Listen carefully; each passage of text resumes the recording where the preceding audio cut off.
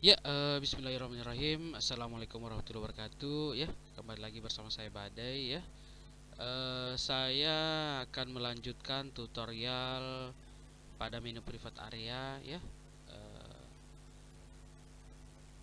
menu kurikulum vitae ya, atau identitas pribadi. Ya, nah, jadi teman-teman di sini ya, ketika teman-teman sudah login ya, terus dia akan masuk ke menu private area.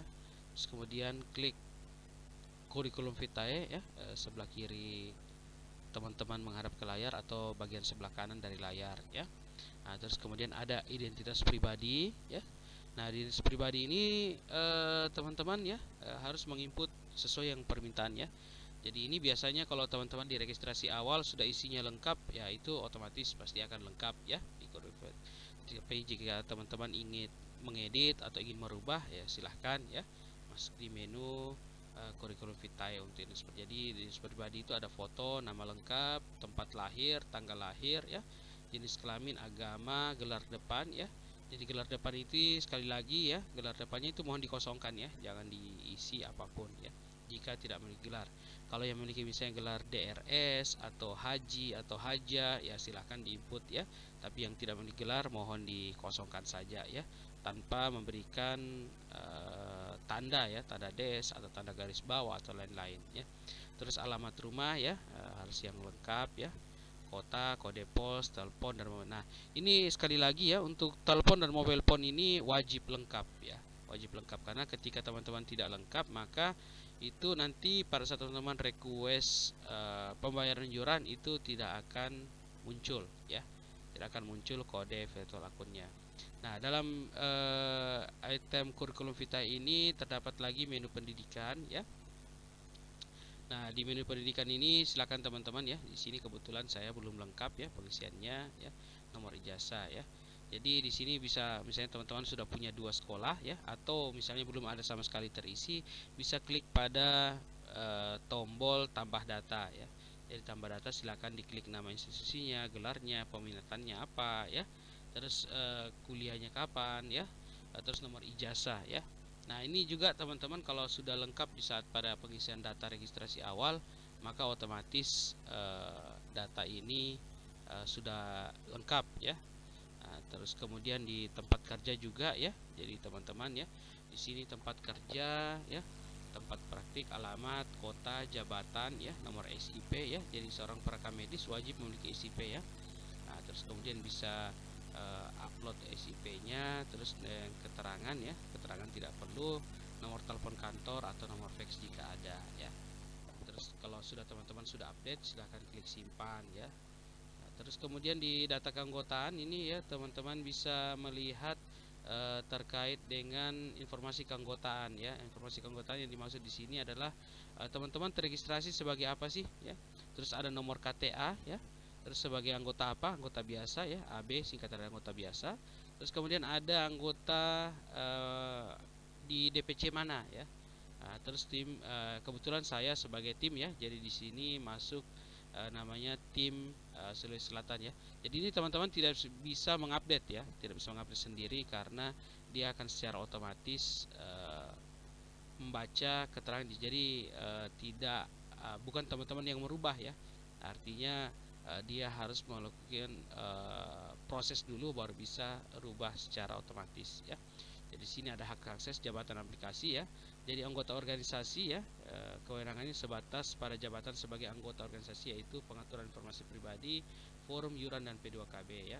Kalau tim P2KB seperti saya, yaitu memiliki kewenangan untuk menggunakan fasilitas evaluasi kegiatan P2KB anggota sesuai dengan wilayah yang diampu ya. Kemudian memberikan hasil verifikasi dan evaluasi kepada Komisi Pusat P2KB ya. Jadi ini khusus untuk kami-kami yang sebagai tim P2KB. Nah, baru muncul tim wilayah P2KB. Tapi kalau anggota biasa cuma munculnya nomor KTA ya, status anggota ya, terus kemudian anggota cabang apa ya, kurang lebih itu. Nah, ini terkait dengan kurikulum vitae ya. Nah, dalam menu kurikulum vitae juga terdapat salah satu eh, menu ya, salah satu submenunya yaitu mutasi keanggotaan. Nah, mutasi keanggotaan ini dikhususkan untuk teman-teman yang akan melakukan mutasi misalnya dari wilayah mana ke mana ya. Jadi di sini sudah jelas ya, nomor KTA Formiki ya, nama lengkap Sulawesi Selatan, DPC Pindrang ya. Wilayah tujuan ya, wilayah tujuan misalnya sekarang saya berada di Sulawesi ya. Saya mau pindah ke Kalimantan Timur ya. Nah, terus pilih DPC Kalimantan Timur yang dituju, misalnya Balikpapan ya. Nah, terus kemudian silahkan mengupload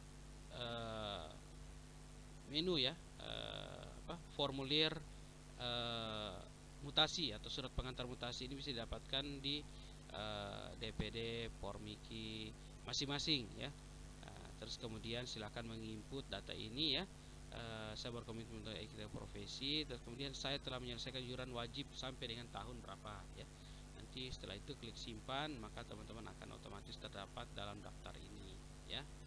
Nah, nanti setelah teman-teman sudah menginput menu mutasi ya, nah di menu mutasi itulah nanti teman-teman akan di-approve oleh pengurus tempat ya, tempat yang DPD sebelumnya, terus kemudian akan di-approve oleh DPD setelahnya. Nah, kalau teman-teman sudah terupdate, otomatis nanti di data keanggotaan itu otomatis akan berubah ya. Yang awalnya misalnya di DPC Pindrang ya, seperti ini, itu bisa saja nanti misalnya dipilih tadi DPC Balikpapan, maka otomatis akan muncul DPC Balikpapan ya. Jadi itu terkait dengan kurikulum vitae ya. Jadi ada identitas pribadi, ada pendidikan ya, ada tempat kerja utama ya, ada data keanggotaan, dan yang terakhir ada mutasi keanggotaan jika diperlukan teman-teman untuk pindah ke wilayah lain ya. Nah, itu tadi demikian tutorial tentang kurikulum vitae ya. Jadi sekali lagi saya pesan untuk terkait data identitas pribadi ini, untuk nomor telepon dan nomor mobile phone harus lengkap selengkapnya. Oh ya, mohon maaf lupa juga ya. Tidak boleh menggunakan angka plus 62 dan lain-lain. Cukup dia hanya bisa terbaca adalah angka ya. Jadi tidak boleh teman-teman menambahkan plus 6285 ya. Itu tidak bisa. Jadi nanti ketika teman-teman melakukan pembayaran iuran, maka tidak akan muncul kode virtual akunnya ya. Ya, mungkin itu tutorial terkait kurikulum vitae ya. Mungkin teman-teman bisa dipahami ya. Jadi intinya menu ini adalah untuk melakukan update ya ketika ada kekurangan pada saat registrasi awal ya. Wabillahi taufiq wal hidayah. Wassalamualaikum warahmatullahi wabarakatuh.